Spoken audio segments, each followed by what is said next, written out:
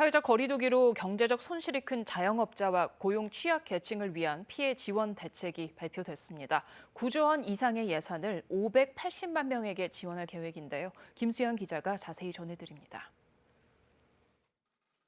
정부는 오늘 비상경제중앙대책본부 회의를 열고 코로나 3차 확산에 대응한 맞춤형 피해 지원 대책을 확정했습니다. 정부가 마련한 돈은 모두 9조 3천억 원이고 지원 대상은 580만 명입니다. 이 가운데 5조 1천억 원은 소상공인 309만 명에 대한 피해 지원했습니다. 우선 연매출 4억 원 이하면서 지난해보다 올해 매출이 감소한 소상공인은 현금 100만 원을 받을 수 있습니다. 정부는 집합 금지 업종인 유흥업소 5종과 학원, 실내 체육시설, 노래 연습장, 스키장 등에 200만 원을 얹어 모두 300만 원을 지급할 방침입니다.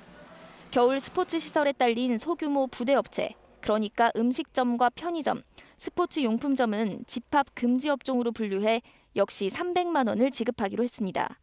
집합 제한 업종, 그러니까 식당과 카페, PC방의 경우 200만 원을 받게 됩니다. 최고 지원 금액이 200만 원이던 지난 2차 재난지원금 때보다 액수가 늘어난 것으로 정부는 이번 지원에 소상공인의 임차료 부담을 덜겠다는 목적이 추가돼 있다고 밝혔습니다. 현금 지원을 기본으로 하되 임차료 등에 대한 융자와 함께 자발적인 임대료 인하 인센티브 시책을 보완적으로 강구하였습니다. 특수 형태 근로종사자, 이른바 특고와 프리랜서 지원에는 5천억 원을 배정했습니다.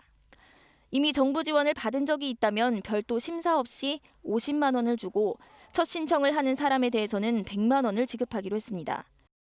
이와 함께 방문, 돌봄 서비스 종사자 9만 명에 50만 원씩, 법인 택시기사 8만 명에도 50만 원을 주기로 했습니다. 정부는 이 밖에 의료기관 손실보상에 4천억 원, 감염병 전담병원의 설비 확충을 비롯한 공공의료 체계 보강에 4천억 원을 씁니다. 폐업 소상공인에 대해서는 50만 원을 지급하는 대책을 이어가고 긴급 복지 지원 요건 완화를 내년 1분기까지 연장하는 방안도 이번 대책에 포함됐습니다. 정부는 다음 달 5일 이번 대책을 국무회의에서 의결하고 다음 달 11일부터는 현금 지급을 개시할 계획입니다. KBS 뉴스 김수현입니다.